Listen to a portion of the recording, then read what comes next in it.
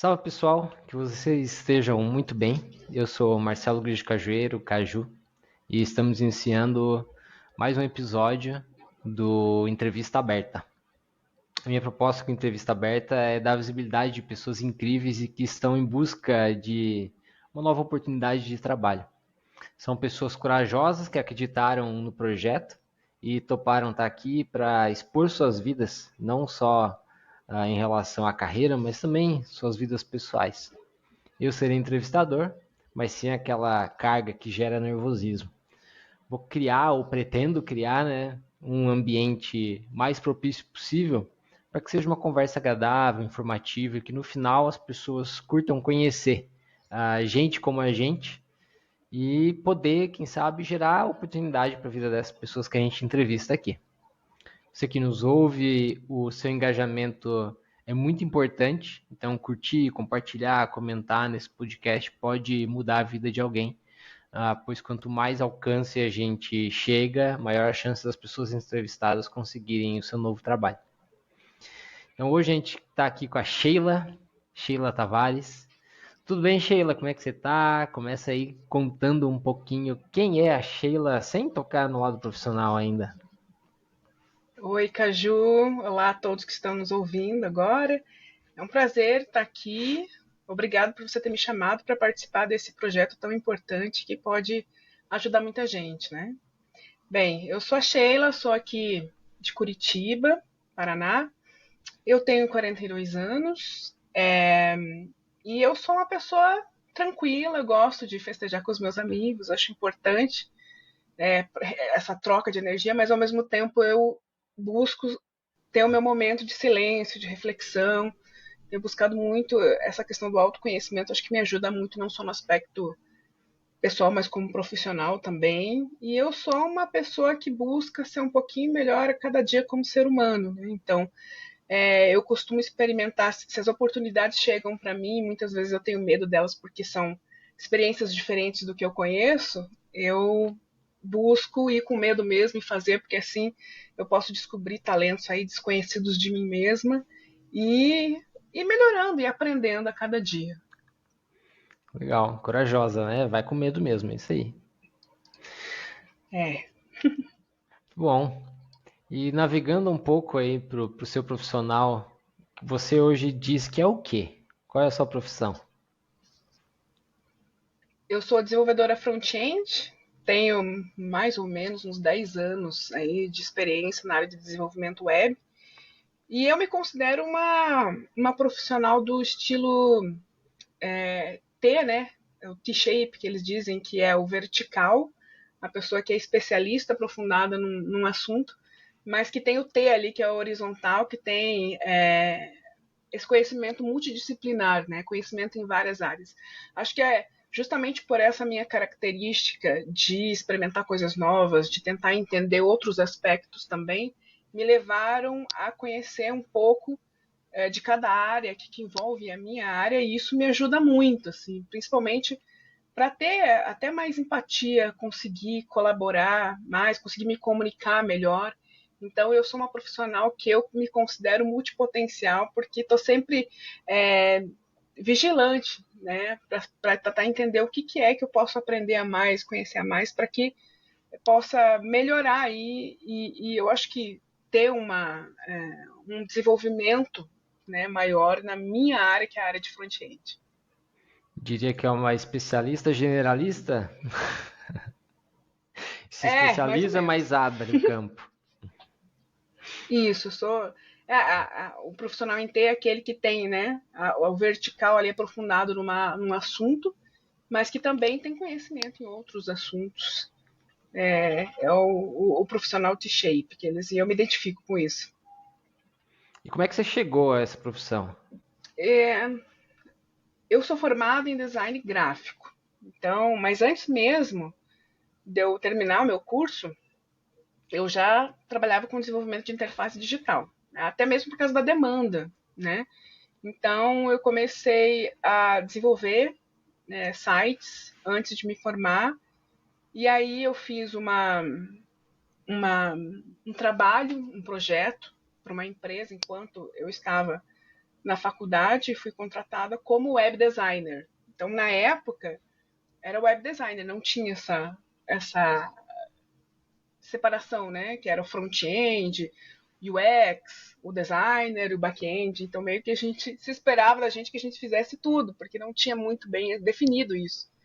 Então, né, assim que eu comecei a trabalhar com desenvolvimento web e fazer layout para interface, eu já passei a estudar programação, e na época eu lembro que estudei também banco de dados, PHP, fiz alguns projetos para a empresa que eu estava, né, que eram alguns sistemas internos, e fiz o portal deles, que então o primeiro projeto que eu peguei deles assim, era um portal grande, que tinha mais ou menos umas 50 páginas, e eu lembro que eu fiz alguma parte era em PHP, outra era em JavaScript, né, mas a maioria eram páginas estáticas, e aí a partir daí eu passei a atuar com isso, tanto como profissional, sendo contratada, quanto como trabalhar freelance também.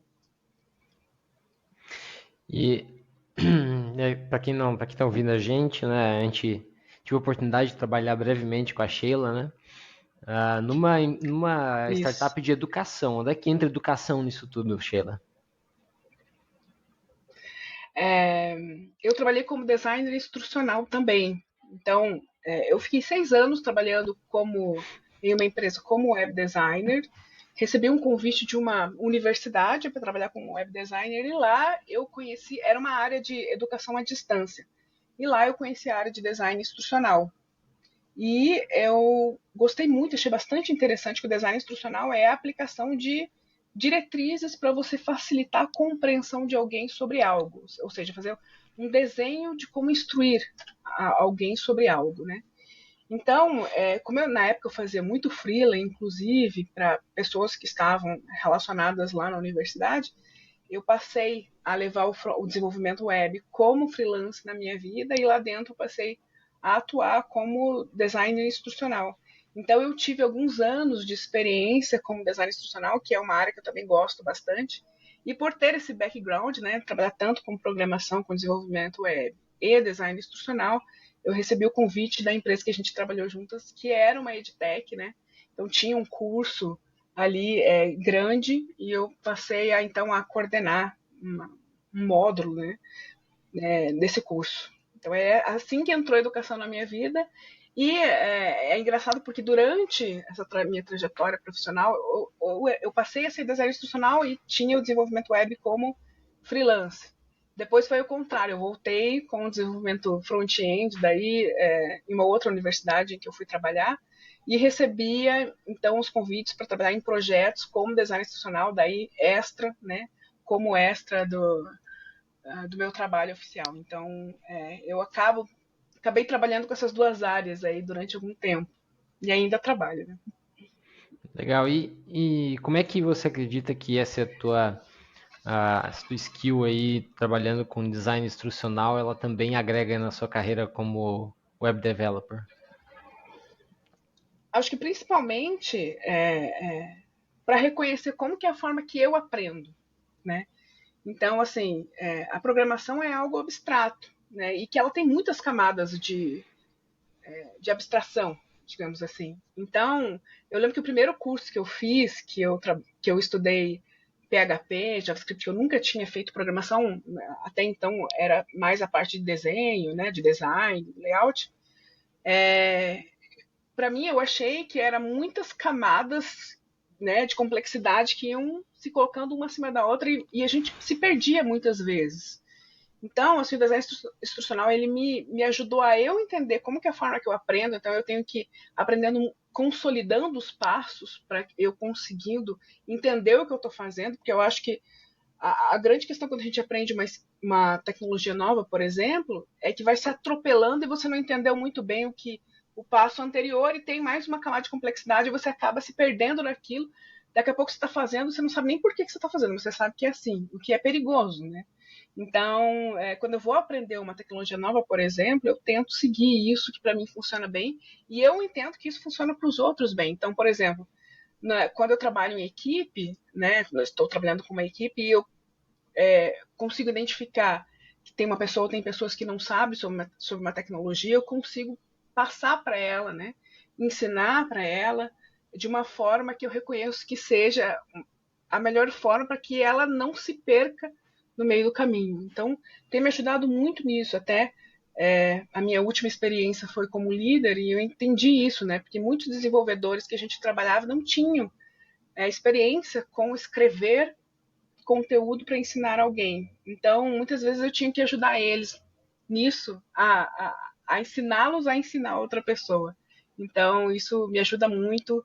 E não só nisso, né? Eu acho que quando você vai fazer uma documentação, por exemplo, né? Ou quando você vai escrever sobre algo que você fez, me ajuda a estruturar de uma melhor forma.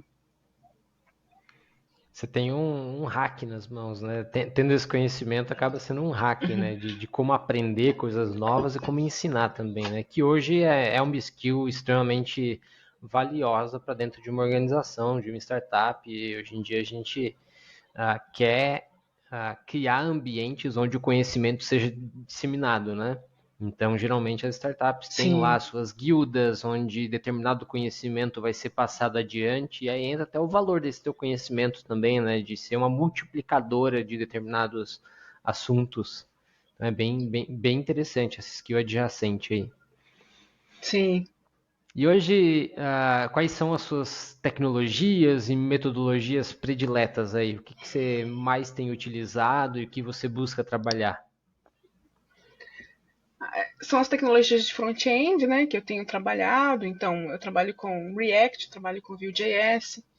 E, como eu disse, eu gosto e busco sempre estar por dentro de outras áreas que conversam com a minha área. Então, por exemplo, UX, né, é uma área que conversa muito com front-end.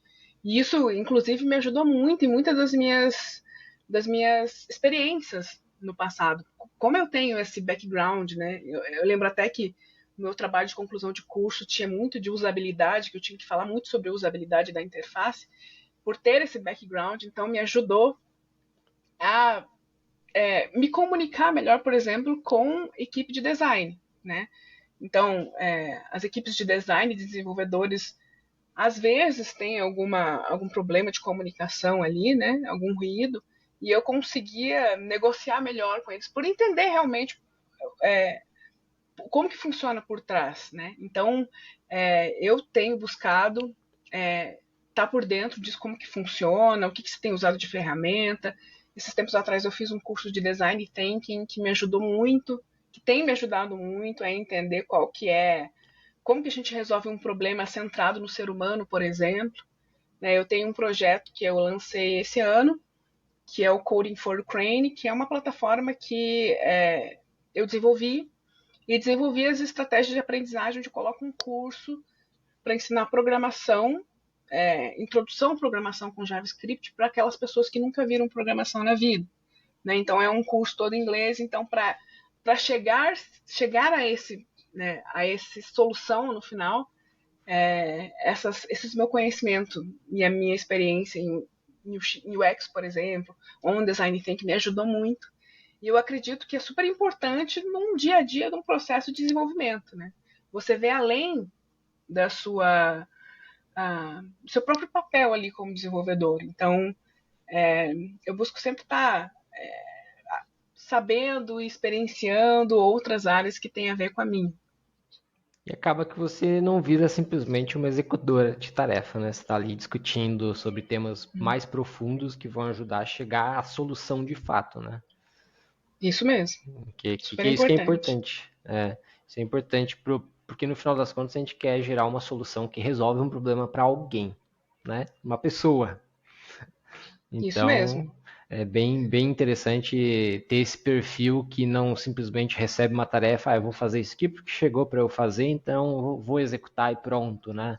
Que hoje a gente É, tem bastante desse perfil, né? Um perfil mais executor, sem tanto questionar, e geralmente são pessoas um pouco mais júnior, tudo bem, estão se desenvolvendo, mas essa capacidade de entender mais profundamente e ter, novamente, o T aí, né, com o UX, com Design Thinking, uhum, uhum. colabora muito para gerar essa, essa profundidade na resolução dos problemas. Isso Você mesmo. está há quantos anos já atuando com desenvolvimento web? Você tinha comentado ali antes, são 10 anos? Quantos anos? aproximadamente 10 anos, eu acho que 10 a 12 anos por aí, né? Tirando aí uma parte que eu atuei mais com design instrucional, então, é mais ou menos esse tempo. E hoje você está buscando uma posição de desenvolvimento web, certo? Sim, isso, front-end, que é o que Front-end. eu trabalho mais, isso, que eu tenho mais E, experiência. e tanto aqui no Brasil quanto no exterior, como é que tá a tua busca? Aqui as vagas daqui e as vagas do exterior também, né? Eu tenho preferência por vaga remota, porque eu considero que eu trabalho melhor remotamente, acho que tem mais flexibilidade. E a questão também de você. Eu tenho o meu canto aqui, então eu me adapto muito bem em trabalhar sozinha, claro, tendo as comunicações que a gente precisa ter, mas trabalhando aqui concentrada, eu considero que eu me adapto muito melhor ao modelo remoto, né? Legal. E o que que você valoriza? O que que você tem buscado nessas companhias? Assim, quais são os valores, o estilo de empresa hoje que te cativa? Eu costumo dizer sempre, eu sempre digo isso nas entrevistas, que é realmente algo genuíno, assim, que eu considero. Porque, assim, eu acho que o que a gente mais tem de valioso na vida é o nosso tempo, né? É o nosso tempo de vida. Porque o tempo passa e agora que, né, depois dos 40 a gente percebe, né, como passa rápido. Então, eu dedicar o meu tempo e a minha energia para algo tem que ser algo que tenha, que eu me identifique, que tenha a ver comigo. Então, a questão do propósito, a questão realmente né, da natureza do negócio, da empresa. Então, eu busco saber sobre isso, saber sobre a cultura, né, como que é o dia a dia das pessoas lá, né, se há uma preocupação, por exemplo, com inclusão, com diversidade, né, com esse olhar para dar chance, oportunidade para as pessoas, né, igualdade, para que todas as pessoas possam se desenvolver. Então, isso para mim é bem importante, que justamente por eu ser uma mulher na tecnologia, sabe? E faz tempo que eu sou uma mulher na tecnologia, então eu sei quanto isso é importante. Já passei por experiências bastante difíceis e que tinha que estar o tempo todo vigilante para que você pudesse, enfim, superar, né, muitas questões e continuar acreditando em você. Então, eu acho que na minha jornada aí, sendo mulher na tecnologia, eu tive que muitas vezes olhar para mim e reconhecer meus potenciais e continuar me posicionando, né? Continuar buscando o que eu quero ser, né? Que é uma mulher programadora. E já aconteceu assim de eu trabalhar em equipes bem grandes, assim, de 80 pessoas, 70 pessoas, e eu ser a única mulher programadora, né? Então, de um modelo tradicional, né? Um modelo mais antigo, então de não ser muitas vezes não ser ouvida. Então, eu acho que isso é importante, né? Eu acho que a gente pode falar sobre isso hoje, tem mais visibilidade para isso, então a gente precisa ter representatividade. Então, eu sou a favor de mais mulheres na tecnologia, com certeza. E você viu nesses últimos anos mudança nesse cenário? Como é que é a sua perspectiva, assim, a visão de uma mulher que atua tanto tempo com tecnologia? Você viu uma evolução? Eu vejo. Eu acho que ainda tem um caminho, sabe? Claro, mas eu hoje já se tem mais visibilidade, já se tem mais consciência da importância disso, sabe? Então, assim, muitas vezes na entrevista eu pergunto sobre isso, né? Como que é a equipe, a diversidade da equipe. Outras vezes as pessoas, a empresa mesmo traz essa importância de ter uma diversidade na própria equipe, né? Que isso melhora até mesmo a produção, né? E a qualidade, né? Porque acho que a mulher tem também as suas habilidades próprias, seus talentos, suas habilidades, né, de comportamentais para trazer para a equipe, que agrega bastante. Então, tem esse cuidado, tem essa preocupação em trazer mais mulher para a tecnologia. Mas o que há 10 anos, há 5 anos, a gente não via muito. Então, eu vejo que tem-se mais consciência, estão trazendo essa pauta, né? Trazendo essa visibilidade para a importância disso, a gente tem um caminho ainda. Mas, com certeza, teve uma evolução. Eu lembro quando eu comecei, nem se falava sobre esse assunto, né? Era como se fosse É, natural. Ah, é natural não ter tanta mulher na área de tecnologia. E naturalizava isso, né? Mas não falava-se o quanto sim, não era um ambiente receptivo também, né? com certeza. Tinha essa aquela questão, mas mulher não gosta muito de exatas, elas são mais da área de comunicação, de empatia, enfim, é mais pro design. Mulheres na programação, elas não gostam muito de programar. Tinha esse, eu já ouvi isso, inclusive. Então, Estereotipação. isso, os rótulos, né? Então eu acho que e isso acabou muito, acho que fazendo com que muitas mulheres desistissem, né, do caminho, né, por considerar que isso daí não é coisa para mim, sendo que ela não nem sequer chegou a experimentar, né? Isso vai muito do autoconhecimento, não tem nada a ver com o que o outro acha de você, mas com o que você realmente quer. Então, acho que foi tempos mais difíceis que, né, antigamente. Hoje se fala mais sobre isso, a gente consegue pensar mais sobre essa questão. E o que você mais gosta de fazer no seu dia a dia de trabalho? Olha, como desenvolvedor, eu gosto de resolver problema, mas claro que são aqueles problemas, não aqueles bugs de última hora, né, que você tem que resolver que deu treta em tudo, tudo parou de funcionar, não, esses eu não gosto. Mas quando eu acho que o desenvolvimento, a grande questão para mim, pelo menos, é essa, né? Você pegar um problema, você estruturar como que você vai fazer para solucionar aquilo, você botar a mão na massa, desenvolver e ver acontecer. Puxa, coloquei no ar, está acontecendo, as pessoas estão usando. E, então, para mim, eu acho que o grande encanto do desenvolvimento é esse. E eu gosto também, no dia a dia, assim, eu acho importante a gente ter trocas com as pessoas, sabe? Eu sou o tipo de profissional que, para desenvolver, eu preciso estar concentrado, preciso estar quietinha, mas eu acho importante também ter troca com os pares, assim, né? Para você aprender, você ensinar. Quando você ensina, você aprende. E ter essa conexão, eu acho muito importante isso também, até para você ter uma rotina saudável, sabe? É até engraçado porque você é minha terceira pessoa entrevistada, né? E até agora eu praticamente só entrevistei pessoas que gostam muito de se conectar com outras pessoas. E também é uma característica minha, né? Eu acabo atraindo pessoas que estão mais nessa energia e tudo mais, porque é o meu estilo de liderança. é, Uhum, e o quanto é importante ter essas pessoas, né? Que se conectam, que estão ali dispostas a ajudar, a ensinar, a se comunicar a realmente se importar com a outra pessoa e com a equipe, né? Isso é uhum, muito valioso, principalmente no mundo da tecnologia, né? Onde existe na- não querendo estereotipar, mas existem muitas pessoas que gostam de focar no seu código, não gostam de ir para reunião, não gostam tanto de one-on-one. Então é importante ter essas pessoas para equilibrar, inclusive, o ambiente de trabalho, né? Aquela pessoa que é referência, que vai trocar ideia, que vai conversar, que vai se conectar genuinamente ali. sim, sim. Precisa haver um equilíbrio, assim, ao meu ver, assim. Claro que a gente faz a reunião, a gente compartilha com o outro, a gente aprende. Mas quando eu acho que tudo que é demasiado é ruim, né? Quando a gente tem muita reunião sem objetividade, que você não consegue focar, também é ruim.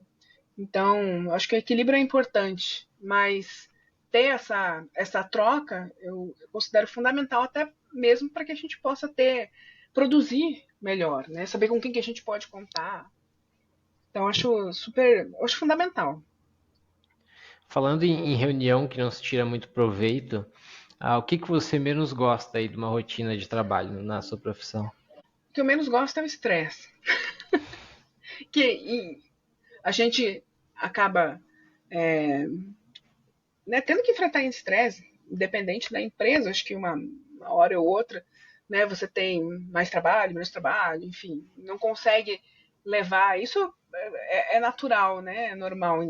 Nos projetos a gente está mais acelerado em alguns momentos, está menos acelerado. Mas eu acho que quando a gente. Por isso que é importante, eu vejo como é importante a gente planejar bem né, os projetos e saber bem aonde que eu vou contribuir, aonde que a gente quer chegar, o que eu tenho que entregar, onde que a gente precisa focar para não ter que não ter esses momentos, né, de loucura que muitas vezes a gente tem que resolver uma coisa super rápido e para a última hora e ter que dar manutenção, né, fazer acontecer. Você fica nervoso, não consegue fazer o que você tem que fazer. Então, eu acho que eu busco, pelo menos, né, quando estou participando de uma equipe, sempre tá bem claro, né, aonde que a gente quer chegar, como que a gente vai fazer, quais que são as variáveis no meio do caminho, para evitar esse tipo de situação, né? E como que você lida com o estresse quando ele chega? Ah, hoje eu lido melhor. Né? Antigamente eu deixava isso tomar conta de mim e a gente tem que estar bem. A gente tem que vigiar bem, porque a gente pode. Se a gente leva isso para nossa vida, né, pessoal, além do aspecto profissional, a gente acaba ficando cansado e chega, você está estressado ainda e não consegue produzir direito. Então, quando isso chega, antigamente eu não conseguia lidar bem, né? Então eu acabava que levava isso para minha vida. Hoje eu tento entender o que eu posso fazer para resolver. E uma vez que eu fiz o que eu tinha que fazer, né, o meu papel, eu tento meditar. Né, eu acho que isso é importante, que eu incluir isso na minha rotina de meditação, de esvaziar minha mente, para que eu possa também, né, relaxar e descansar e poder pegar o trabalho com uma cabeça mais fria, né, cabeça vazia dos problemas. E até isso é importante para que a gente consiga reconhecer uma solução da melhor forma, né? Então é importante que a gente cuide da nossa saúde mental para que a gente também seja produtivo, né? Possa entregar algo com qualidade. É super importante que a gente cuide da gente. É, esse lado da inteligência emocional, né? De lidar, porque momentos estressantes virão, né? É um fato, né? E aí, Isso mesmo. e são coisas que a gente ganha com o tempo também, né, Sheila? Que lá no começo, eu pelo menos, né, eu trago a minha experiência, eu vinha alguma, principalmente aqueles bugs de última hora, ou então eu cansei de trabalhar on call, né, recebendo ligação de madrugada porque caiu tudo, aí tinha que acordar e botar o sistema todo. Então, Uhum. naquela época subia assim um estresse absurdo e trabalhava com aquele estresse, não conseguia, misturava vida pessoal e aí a vida pessoal virava um caos e aí e conforme a gente vai lidando, e são coisas que a gente só vai aprender a lidar lidando, né? Quando o estresse bate a porta, a Isso. gente vai, putz, bateu uma vez, você fez algo que não foi legal para você mesmo, né? E aí aquilo vai evoluindo, evoluindo, evoluindo. E inteligência emocional é algo extremamente importante para os momentos de hoje, inclusive dentro da equipe, né? Ter alguém já com essa Uhum. capacidade para, inclusive, levar um pouco de calma, né? Para as pessoas. Vamos respirar, galera. Vamos se reorganizar. Vamos usar o design thinking no seu caso ali. Vamos organizar de alguma forma aqui, usar uma metodologia para que a gente consiga resolver esse problema de uma maneira que não afete a nossa saúde e também chegue a melhor solução quanto antes, né? Sim. Não é o fim do mundo, né? A gente vai conseguir achar, encontrar o problema. A gente precisa. É como você falou, às vezes um método nos ajuda muito, uma metodologia nos ajuda muito. Eu tinha um gestor que ele falava, a gente não tá. ah, isso aqui não é um software de avião, né? Se der algum bug, ninguém vai morrer. É, por aí. Então dá para pensar, calcular e fazer as coisas com calma aí. E até Uhum. que eu imagino quem trabalha com software de avião, sangue frio que não tem que ter, né? Sim, eu acho que até mesmo assim, software, por exemplo, de pagamento, né? Acho que também deve ser um estresse, imagino, Uhum, maior, né? Porque sim. quando a responsabilidade ela aumenta, né? Então a gente fica mais receoso. Mas é muito difícil. Eu penso assim pra mim, eu não quero mais trabalhar no medo e nem viver no medo, né? Qualquer coisa que você faça no medo é ruim.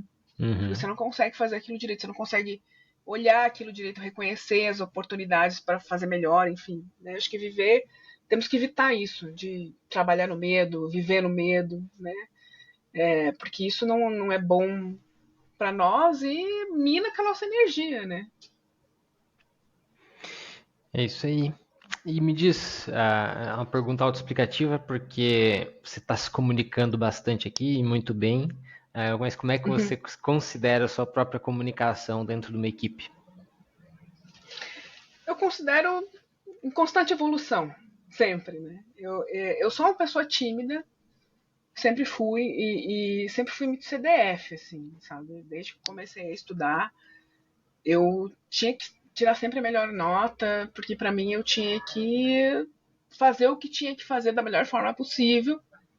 E ao mesmo tempo eu era muito quieta, assim, era muito. Tinha um certo receio de falar a minha opinião, né? E eu acho que isso me levou a um perfeccionismo também, que é um perfeccionismo que muitas vezes me atrapalhava. Hoje eu tenho trabalhado melhor, né? Porque perfeccionismo é aquela constante questão de que você nunca vai chegar no patamar que você quer, porque perfeição não existe, né? Então, se você nunca vai chegar, você sempre fica com aquela angústia, né? E aí eu não falar. Antigamente eu guardava as ideias mais para mim, não interagia muito, porque pensava, pode ser que isso não seja muito legal, então eu nem vou falar. Então, desde que eu comecei a minha trajetória profissional, acho que eu dei evoluído, porque justamente por isso, porque eu me provoco a participar, a fazer coisas diferentes.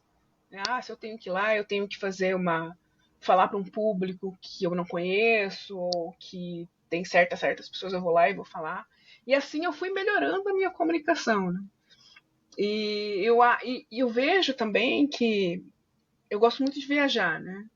Até faz tempo que eu não viajo, saudades, mas eu gosto de viajar e nas minhas viagens eu faço viagem do estilo mochileira, que eu prefiro, porque assim eu fico mais em contato com as pessoas locais, né? E eu gosto muito de ouvir as pessoas, as histórias das pessoas, e aí eu me provoco a conversar com as pessoas que eu vou encontrando no caminho, né? E assim eu fui ficando menos tímida, fui aceitando os desafios. Eu lembro que quando eu comecei na minha carreira como desenvolvedora daquela primeira empresa, eu tinha 22, 21 anos, não lembro.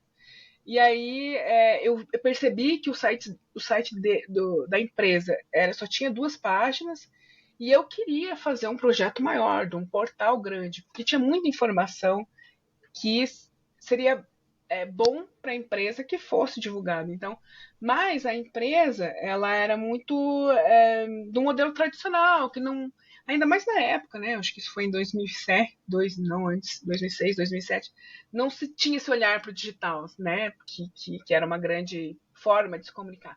Então eu lembro que eu fiz uma apresentação para mostrar o benefício de se ter uma forma de se comunicar por meio da internet. E aí estava tendo um evento lá na empresa com umas 200 pessoas. E aí o meu chefe falou: Nossa, que legal, vai lá apresentar agora. Vamos aproveitar que todo mundo tá lá. E eu fui tremendo. Eu acho que eu gaguejei muito, eu nem lembro direito. Mas eu fiz. Depois que eu saí, eu pensei: Pô, não foi tão bom, mas eu fui lá e fiz, sabe? Quer dizer, eu consigo. Eu consigo. Da próxima vez eu treinar melhor. E assim eu tento sair do conforto. E a gente tende a ficar naquilo que é confortável e seguro. Não, eu sempre fiz assim, estava continuando assim, porque assim eu não fico estressada, assim eu vou ficar tranquila. A gente precisa ter uma rotina sem estresse, né, de saúde mental boa, mas ao mesmo tempo a gente precisa entender que bom, pelo menos eu tenho essa consciência de que eu tô aqui para melhorar. Lá no final da minha vida eu quero ser uma pessoa melhor. Eu quero ter os meus aspectos a melhorar desenvolvidos, né? Quero ter tentado as coisas. Então tem que ir tentando. E aí que eu digo, a gente vai com medo mesmo, né? A grande maioria das pessoas acredita que a maior parte das pessoas está com medo de fazer as coisas. Mas vão lá e enfrentam, né? E assim a gente vai tendo mais oportunidade, assim a gente vai se superando. Então, falando sobre comunicação, eu acho que foi isso, né? Foi não deixando as oportunidades passarem. Se ela chegou para mim é porque alguma coisa eu tenho para aprender com isso. Então vamos lá. Tô com medo, tô gaguejando, mas vou fazer.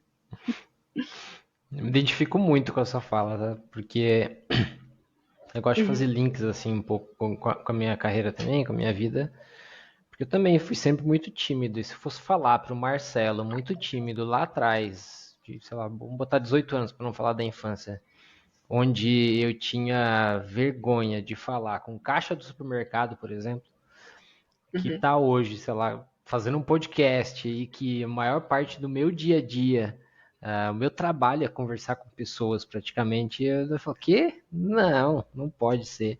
E isso é tudo baseado nos desafios, né? Nos desafios, sair da zona de conforto. Cada vez que a gente vai lá, se esforça um pouquinho, vai quebrando aquilo, né? E você vai vendo que aquilo não vai te machucar, né? Sim, sim, e que pode te trazer muita coisa boa na vida, né? Nesse projeto que eu fiz do Coding for Crane, eu fiz um canal no YouTube em que eu coloco meus vídeos explicando e tal, falando inglês ainda. Então, quando eu fui fazer, eu pensei, puxa vida, será? Não gosto de me mostrar.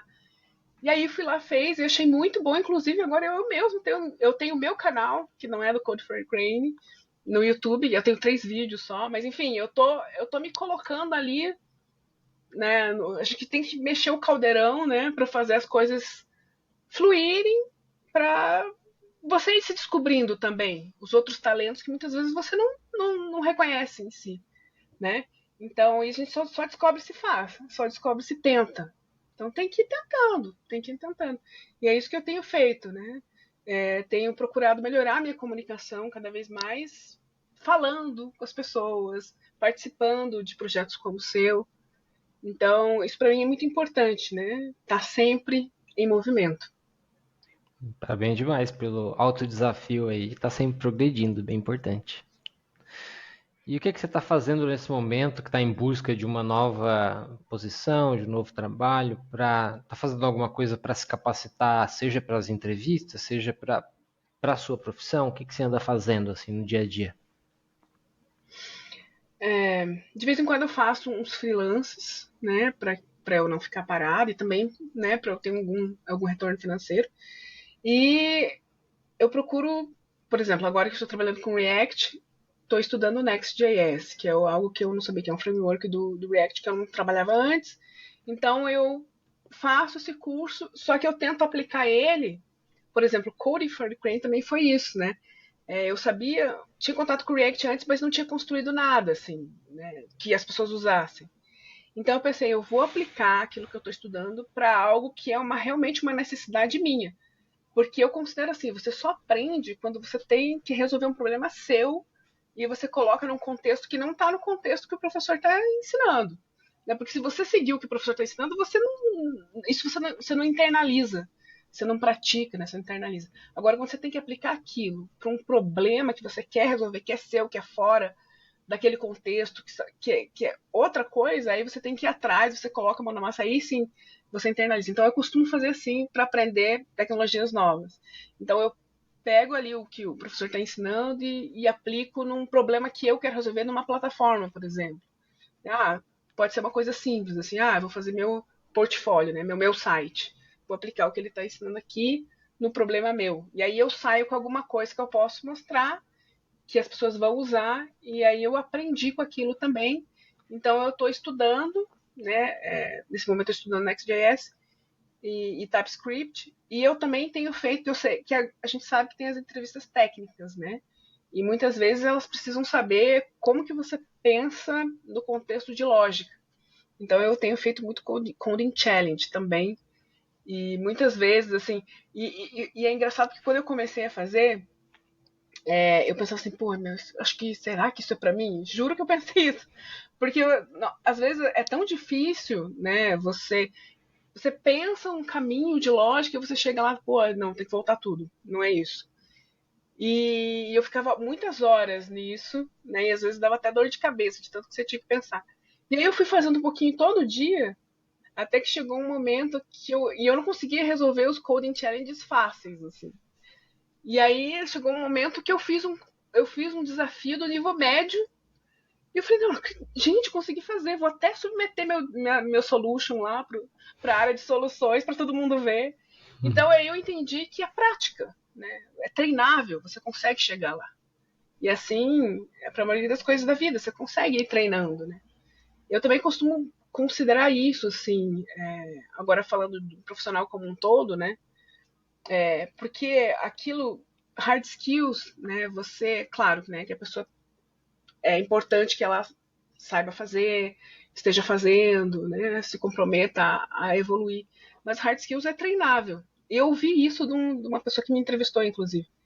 Hard skills é treinável. E a gente sempre vai ter que estar se atualizando e aprendendo coisas novas. Mas o soft skills ele é importante porque ele, né, você treina, hard skills você treina, soft skills é uma coisa que você também ao longo do tempo você adquire, mas é mais complexo, né? Então eu vejo que soft skills é uma coisa bem importante também para a gente trazer isso numa conversa. O que às vezes é difícil, né? Numa conversa, como é que você vai mensurar, né, soft skills? Isso é algo que eu também tenho me questionado, assim, né? Porque às vezes você pensa assim, pô, eu fiz uma entrevista, um coding challenge ali e não passei. Mas eu sou muito mais que aquilo, me sinto muito mais do que um coding challenge, né? Então, essa é uma questão que eu trago, assim, para mim, sabe? Porque às vezes é muito melhor uma pessoa. É muito mais. Eu acho que é muito mais melhor num perfil uma pessoa que tenha boas soft skills, mas que tenha aquele potencial de aprender, de ir atrás e de fazer, do que uma pessoa que já venha pronta, mas que as habilidades comportamentais ainda não estão bem desenvolvidas, sabe? O que você acha? Não sei, você que também você é líder, Então, você pode me dizer melhor. assim, eu entendo a importância dos Code Challenges, mas eu sou contra ele ser eliminatório no processo seletivo. E talvez eu esteja até falando um pouco, me beneficiando, porque eu nunca gostei de fazer Code Challenges. E eu sempre fui um exímio resolvedor de problema. Em todo lugar que eu trabalhei, e eu era conhecido como uma pessoa que resolvia problema, e qualquer coisa chama o Caju e eu resolvia tudo. Ah, Uhum. e eu sempre odiei fazer Code Challenges, porque eu achava aquilo, pô, que coisa mais. Eu achando, tá? Porque eu sou muito utilitarista para o que eu estudo. Sou que nem você. Se eu vou estudar algo, eu tenho qual é a utilidade? Eu vou aplicar isso num projeto? Qual o projeto? Agora, eu vejo que os Code Challenges viraram tipo estudar para concurso público. Ah, Exatamente. tá? Na verdade, eu tô vendo um monte de desenvolvedor estudando para concurso público, porque eles não.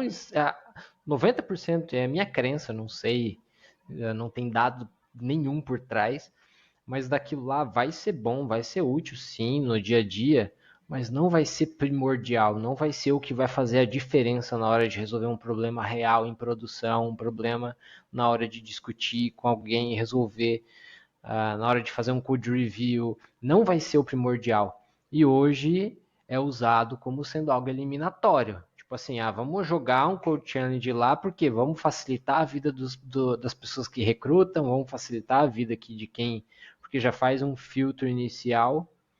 De meu ponto de vista, muita gente boa deixa de entrar porque não tem afinidade com o Code Challenge. E aí acontece das pessoas sim, tem que se reinventar, né? Tem que se adaptar ao mercado.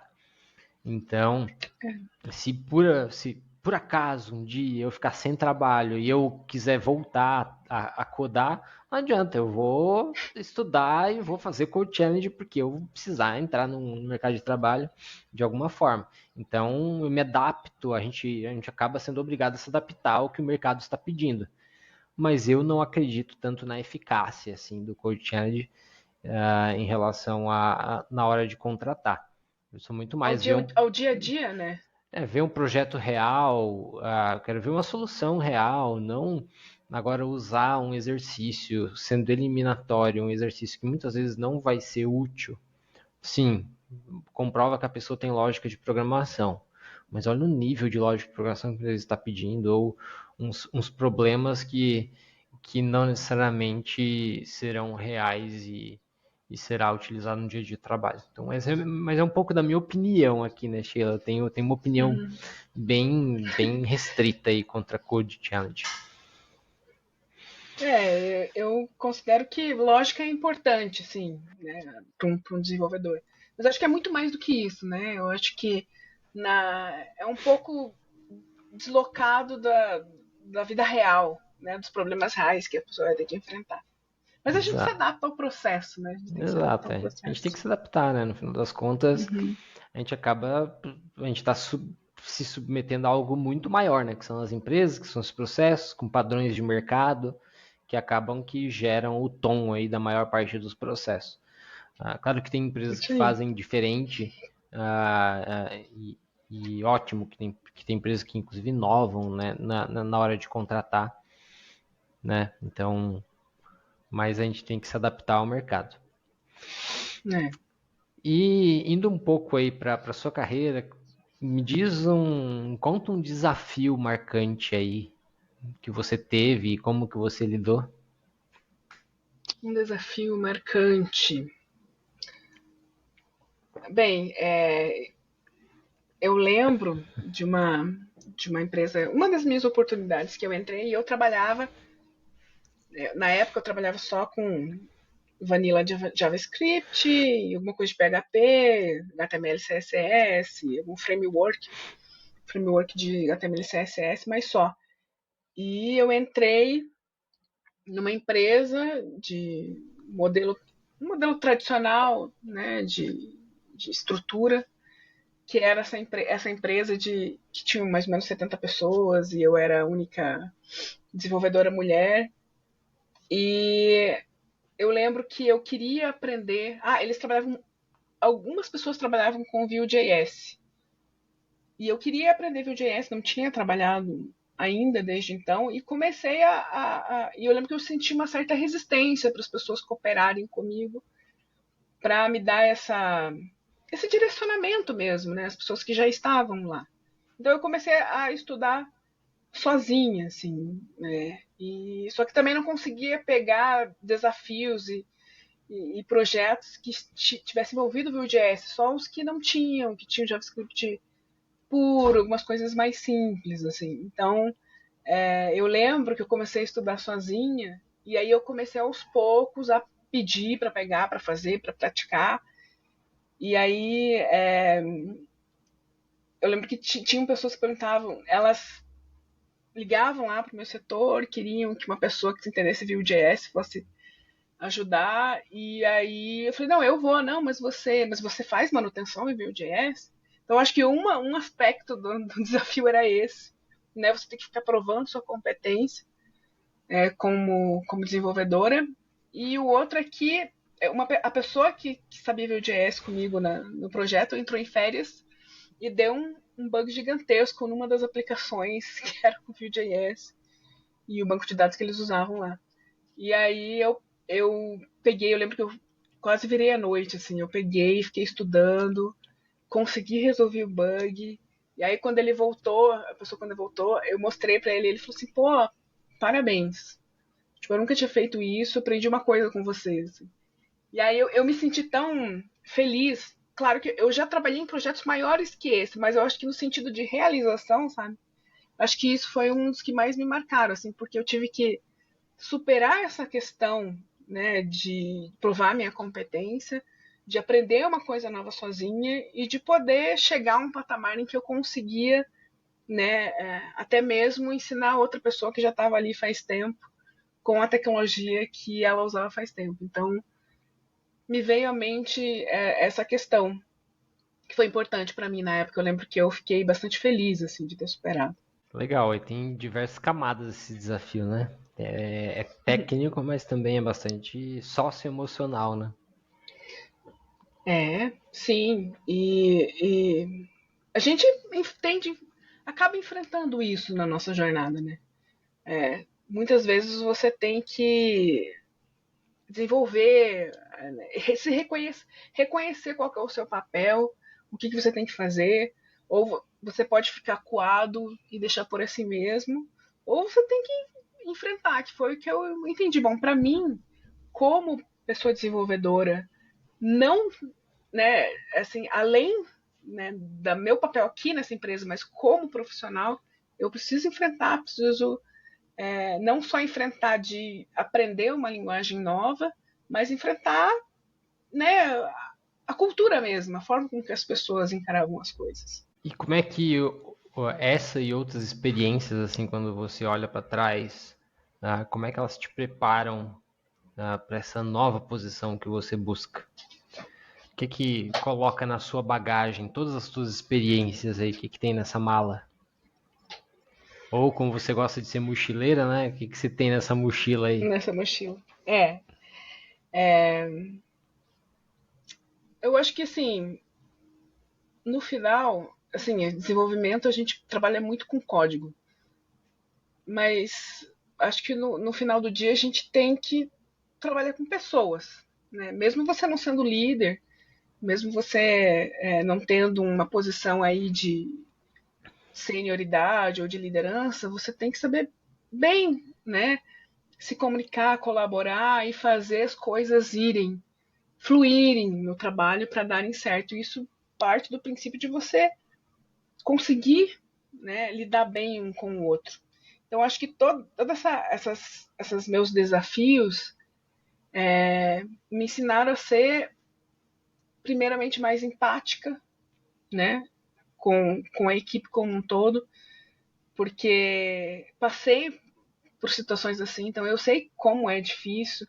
E quando eu estou numa equipe, eu procuro identificar isso também nas pessoas que estão participando para poder ajudá-las nesses momentos e me comunicar melhor com as pessoas, não ficar só fazendo o que eu preciso fazer, quietinha no meu canto, mas ter essas trocas para tentar entender melhor qual que é o meu papel, onde que a gente quer chegar e como que a gente pode se ajudar junto.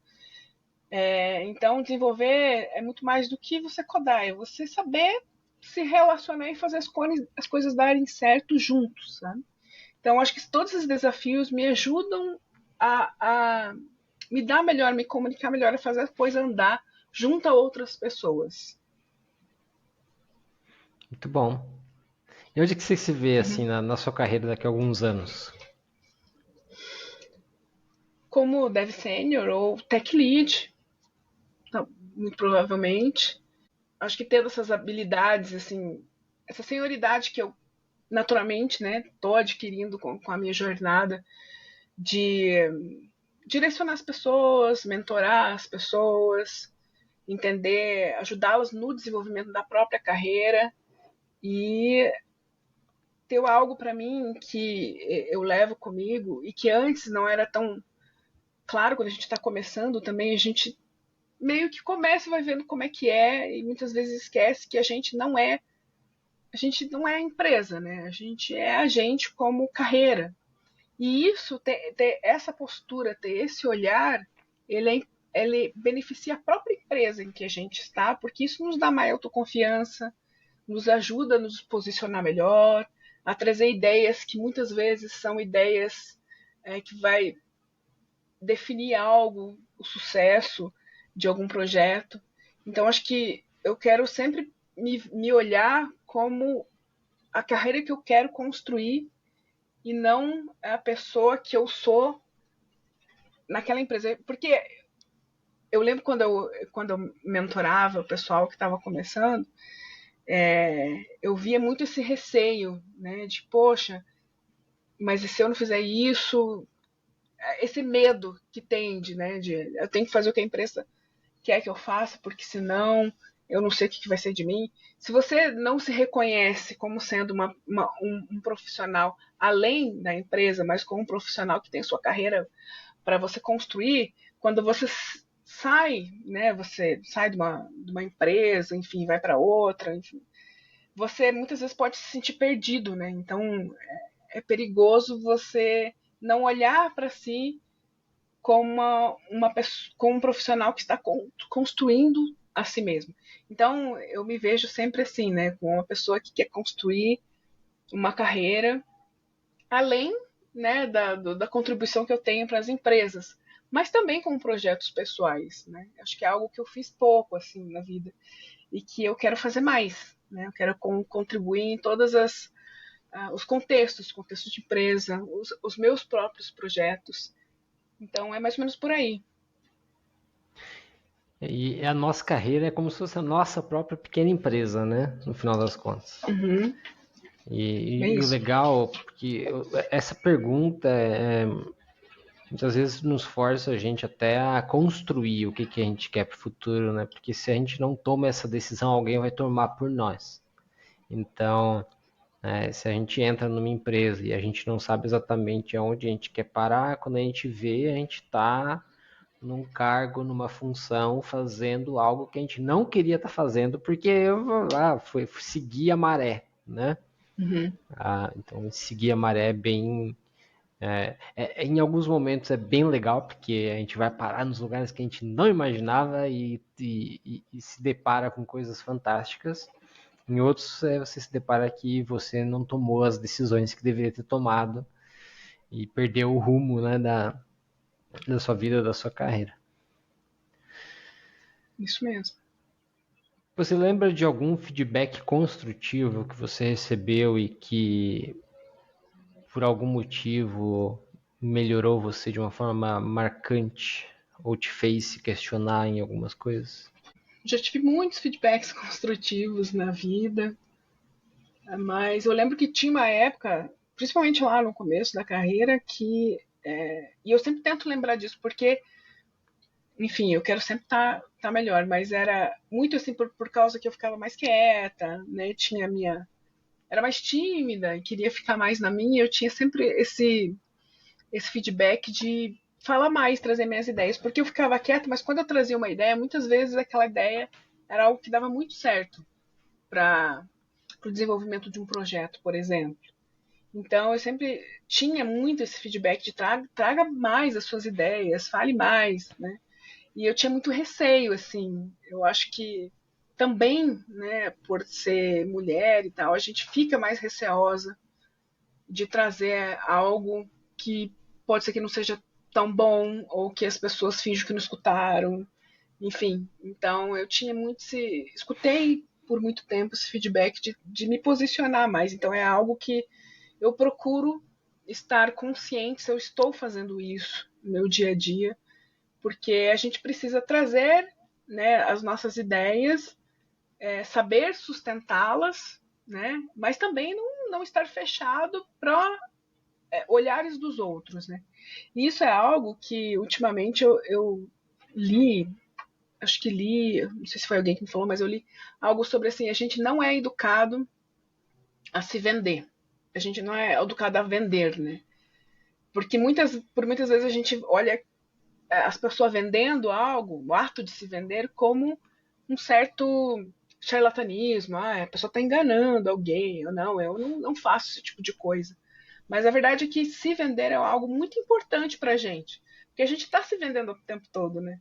Quando você vai conhecer alguém, ou quando você vai falar sobre uma ideia sua, ou quando você vai defender um projeto seu, você precisa saber se vender. E por muito tempo eu não soube e não queria saber, porque achava que isso era uma coisa ruim. Eu poderia ser arrogante, as pessoas poderiam pensar mal de mim, né? Então, acho que a gente deveria ter isso, sabe? Quando na primeira infância, você saber defender seus pontos, né? Você saber se posicionar. Eu acho isso super importante. Então, é um feedback que vem comigo e eu venho nos meus, nas minhas atividades diárias, eu penso, eu estou trazendo tudo que eu tenho que trazer, ou eu estou me boicotando de alguma forma, né? Porque tem essa também, às vezes a gente entra nessa nossa própria autossabotagem e não percebe. Aí a gente vive num ambiente onde, querendo ou não, é um ambiente corporativo, né? Um ambiente que se a gente não fala, ninguém vai ouvir o que a gente tem a dizer. Então a gente precisa se colocar, né? E vender realmente. Isso. E como geralmente você lida com críticas? Acho que eu lido melhor hoje em dia. Acho que já lidei mais com revolta, a gente vai aprendendo. Mas eu acho que as críticas, elas são importantíssimas, assim, e muitas vezes, quando eu apresento algo para alguém e a pessoa não quer me dizer, ou fica falando, ah, não, mas tá ali não tem nada de ruim, eu fico um tanto frustrado, porque a gente sabe que nada é perfeito, né? E a gente quer melhorar. Eu, quando faço alguma coisa, na próxima vez que eu for fazer outra coisa parecida com aquilo, eu quero fazer melhor.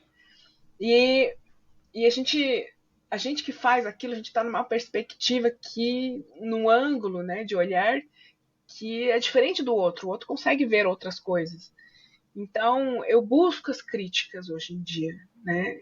E, e muitas vezes é a forma como você coloca a crítica, né? E tem pessoas e pessoas. Tem gente que vai colocar crítica de uma forma, tem gente que não vai. Mas eu acho que sempre dá para aprender algo, né? Então, por isso que elas são bem-vindas e eu procuro aprender com isso, né? E ver aonde que eu posso me beneficiar das críticas. As críticas são importantes. Se eu quero melhorar, que é algo que eu tenho para mim, né, todo dia, se eu dar um passinho para melhorar, as críticas são fundamentais para que eu consiga entender aonde que eu preciso, né, fazer essa melhora. Legal. Sempre com aquele ponto de ponderação também, né? Que nem toda crítica é válida, Bem isso. que senão é muito legal essa capacidade de olhar e ser receptiva a feedbacks. Eu queria que você contasse um pouquinho do Coding for Ukraine. O que que é esse projeto? Da onde que surgiu? Esse projeto ele surgiu da necessidade. Eu queria, como eu já tinha falado para você antes, eu ia colocar em prática, né? Que eu já sabia sobre o React, mas nunca tinha construído nada. Só fiz alguma coisinha super simples. Eu pensei, não, vou construir alguma coisa para as pessoas usarem. Porque eu quero que as pessoas usem para dar bug, para dar treta, que eu quero resolver. Eu quero saber como é que funciona, né? E aí eu pensei, o que, que eu vou fazer, né? E aí eu conversando com meu companheiro, ele me disse, e ele gosta muito de estar sempre acompanhando política, guerra, enfim, ele falou assim, pô, tem tanta coisa sendo feita para a Ucrânia com questão de armamento e tal, vamos fazer uma coisa legal, né? Faz um curso para essas pessoas, porque elas possam ter uma skill a mais, elas conseguirem experimentar o que, que é programar, de repente elas podem incorporar isso com uma habilidade a mais e ter mais oportunidades no mercado, né? E eu pensei, pô, acho legal, acho muito bom, porque ao mesmo tempo que eu vou fazer plataforma, eu vou ter que fazer um conteúdo em inglês, não em ucraniano, que daí já é demais para mim. Mas eu faço inglês, que eu nunca fiz, nunca gravei os vídeos em inglês.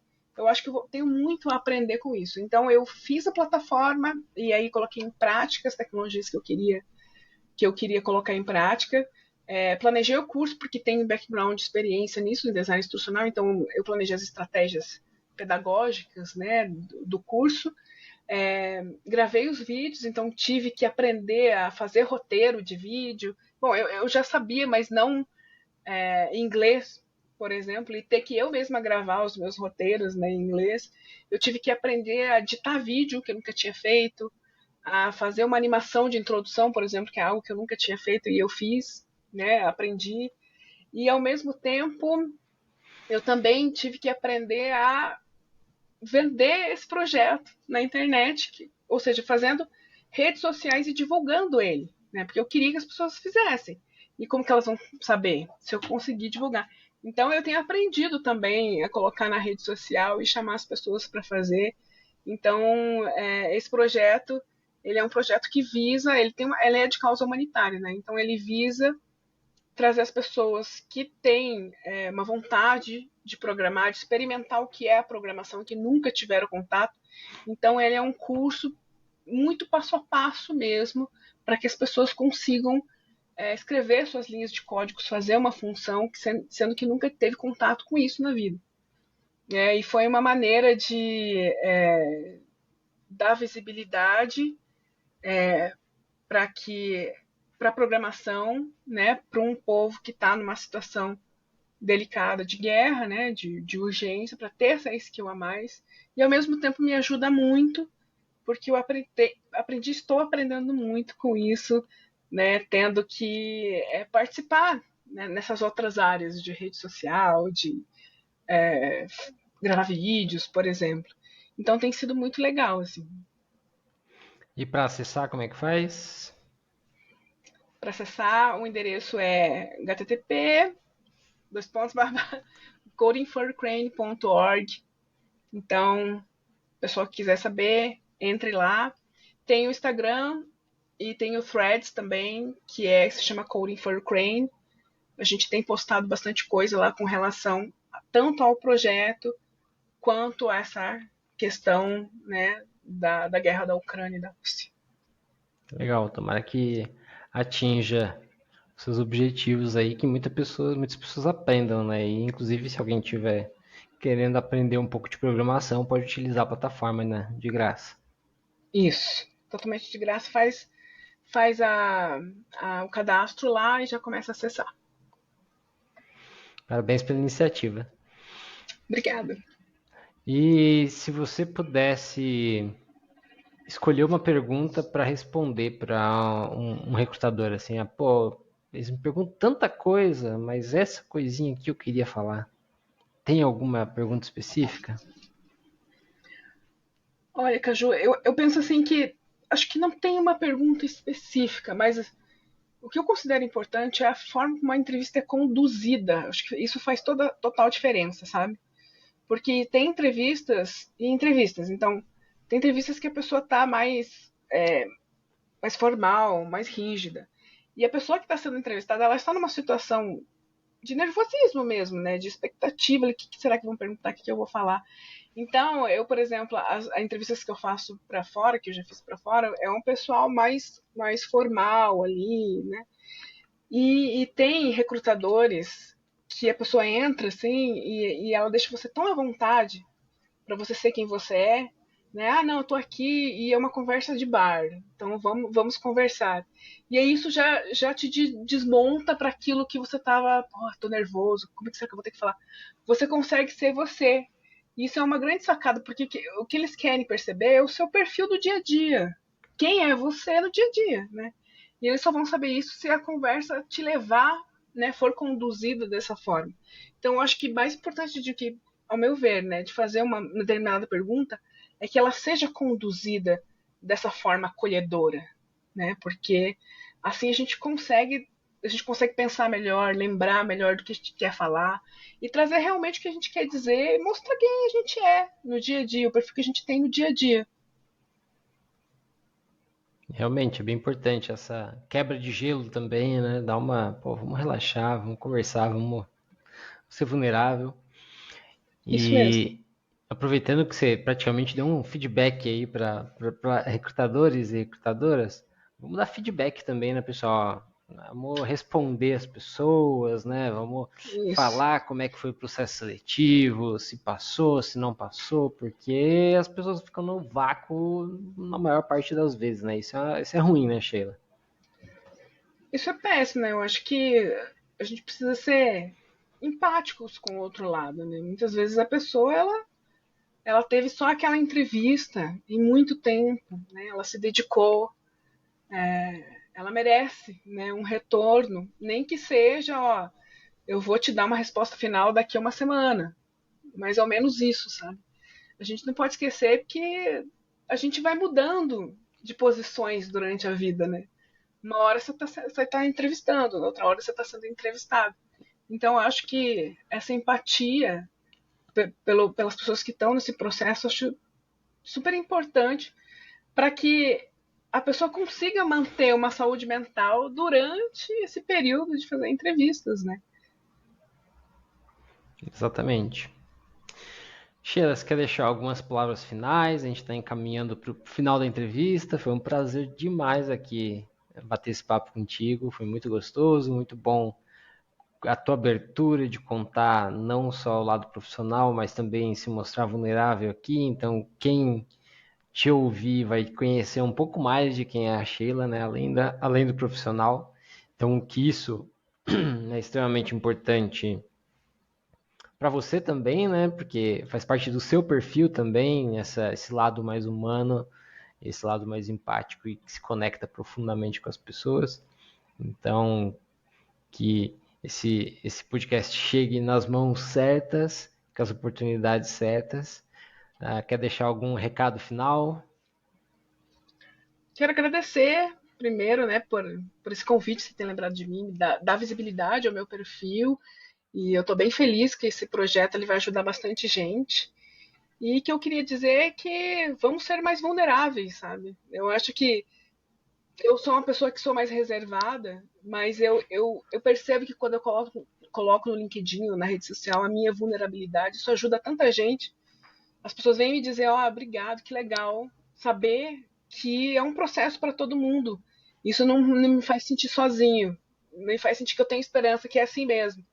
Então eu acho que a gente tem que se ajudar, né? E a gente se ajuda colocando, falando como que é o processo para todo mundo, para que a gente possa entender também como que a gente pode, qual que é o caminho que a gente pode fazer para conseguir mais entrevistas, conseguir, né, mais oportunidades. Então, vamos se ajudar colocando, expondo mesmo a nossa luta aí para que a gente possa se inspirar uns nos outros.